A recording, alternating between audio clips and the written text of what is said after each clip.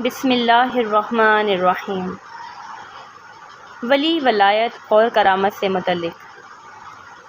مسلمان جب خوب عبادت کرتا ہے، گناہوں سے بچتا ہے، دنیا سے محبت نہیں رکھتا اور پیغمبروں کی مکمل اطاعت اور فرمانبرداری کرتا ہے تو وہ اللہ تعالیٰ کا دوست اور پیارا ہو جاتا ہے۔ ایسے شخص کو ولی کہتے ہیں۔ اس شخص سے کبھی خلاف عادت ایسی باتیں ہونے لگتی ہیں جو اور لوگوں سے نہیں ہو سکتی، ان باتوں کو کرامت کہتے ہیں۔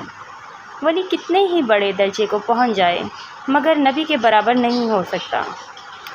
کوئی شخص اللہ تعالیٰ کا کیسا ہی پیارا ہو جائے مگر جب تک انسان کے ہوش و حواس باقی ہوں اسے شریعت کا پابند رہنا فرض ہے۔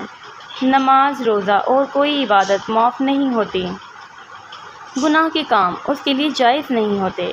جس شخص کا عمل شریعت کے خلاف ہو وہ اللہ تعالیٰ کا دوست نہیں ہو سکتا۔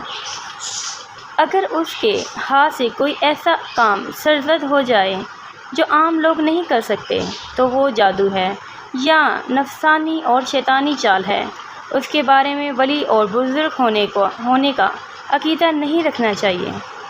تو ناظرین، یہ تھا ولی، ولایت اور کرامت سے متعلق کر سکتے ہیں۔